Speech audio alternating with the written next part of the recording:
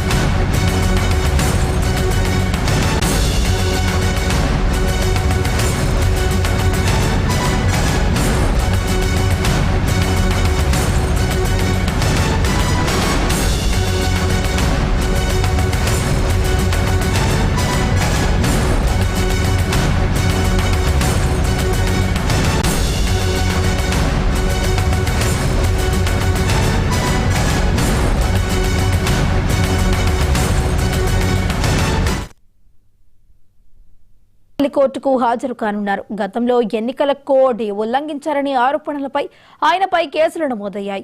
Begum Bazar, Nalgonda, Medak police స్టేషన్లలో ఈ కేసులు నమోదయ్యాయి. ముఖ్యమంత్రి హోదాలో రేవంత్ రెడ్డి కోర్టుకు హాజరు కావడం ఇది రెండోసారి.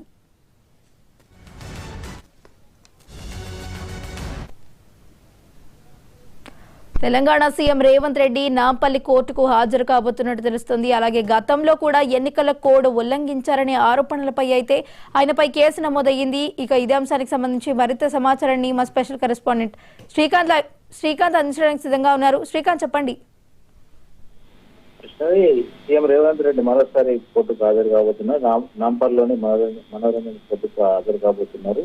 ముఖ్యంగా రేవంత్ రెడ్డి గతంలో ఏవైతే ఎలక్షన్ సంబంధించి ఎలక్షన్ కోడ్ ఉల్లంఘన చేశారని చెప్పి ఆరోపణలు సంబంధించి కేసులు నమోదయ్యాయి. ఈ నేపథ్యంలోనే సంబంధించిన కేసులకు సంబంధించి అటెండ్ కాబోతున్నారు. గతంలో కూడా రేవంత్ రెడ్డి ఈ కేసులకు సంబంధించి అటెండ్ అయ్యారు. ఆ తర్వాత అంటే దీనికి సంబంధించి ఈ రోజు కూడా అటెండ్ కాబోతున్నారు. గతంలో ఏదైతే నోటీసులు జారీ అయ్యాయో దాని కేసులు నమోదయ్యాయి. దానికి సంబంధించి ఎన్నికల కోడ్ ఉల్లంఘించారనేది ప్రధానంగా ఆరోపణ ఉంది. బేగం బజార్, నల్లగొండ, మెదక్ పోలీస్ స్టేషన్ లో దీనికి సంబంధించి కేసులు నమోదయ్యాయి. ఈ నేపథ్యంలోనే ఈ కేసులకు సంబంధించి ఈ రోజు ప్రజా ప్రతినిధుల కోర్టు ఏదైతే ఉందో ఆ కోర్టులో విచారణ ఉంది. దానికి సంబంధించి ముఖ్యమంత్రి హోదాలో రేవంత్ రెడ్డి హాజరు కాబోతున్నారు. ఇప్పటికే గతంలో కూడా ఈ కేసులకు సంబంధించి సీఎం కోర్టుకు అటెండ్ అయ్యారు. ఈ రెండోసారి ముఖ్యమంత్రి హోదాలో అటెండ్ కాబోతుంది. అయితే దీనికి సంబంధించి గతంలో కొన్ని కేసులు ఏవైతే ఉన్నాయో దానికి సంబంధించి రేవంత్ రెడ్డిపై ఉన్న వాటిని కోర్టు కూడా కొట్టివేసింది. ఇవాళ దీనికి సంబంధించి కూడా విచారణ చేయనుంది. విచారణ అనంతరం దీనికి సంబంధించి నిర్ణయం తీసుకునే అవకాశం ఉంది.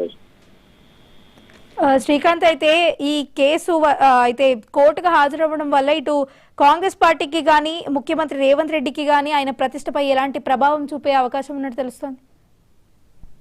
ఇప్పుడు ముఖ్యమంత్రి ఉన్న రేవంత్ అంటే ఇటు కోర్టుకు సంబంధించి న్యాయ వ్యవస్థలు నేను గౌరవిస్తానని చెప్పి ముఖ్యమంత్రి పదే పదే చెప్తున్న నేపథ్యంలో ఏదైతే ఆయన పైన అలిగేషన్ వచ్చిందో దానికి సంబంధించి కేసులు ఉన్నాయో దాన్ని ఇటు పాజిటివ్ గానే తీసుకున్నట్టుగా తెలుస్తుంది. ఎందుకంటే ఖచ్చితంగా ఎవరైనా అటెండ్ కావాల్సిందే అని చెప్పి ఇంతకుముందు మనోరంజన్ కోర్టు పేర్కొన్న నేపథ్యంలో సీఎం రేవంత్ రెడ్డి అంటే అందుబాటులో లేనప్పుడు ఏదైనా బిజీ షెడ్యూల్ ఉన్నప్పుడు అటెండ్ కాగలేమని చెప్పి గతంలో పేర్కొన్నప్పుడు అయితే ప్రస్తుతం ఖచ్చితంగా హాజరు కావాలని పేర్కొన్న నేపథ్యంలో అనే గతంలో అటెండ్ అయ్యారు, ప్రస్తుతం కూడా అటెండ్ అవుతున్నారు.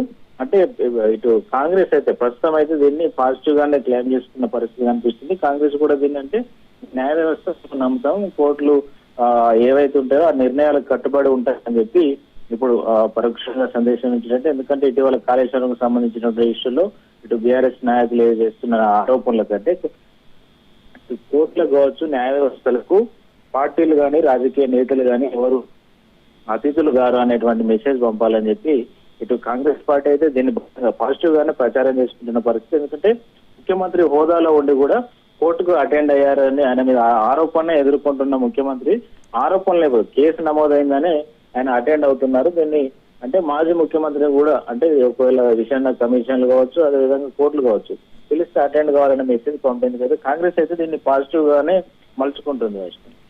Right, thank you Srikanth.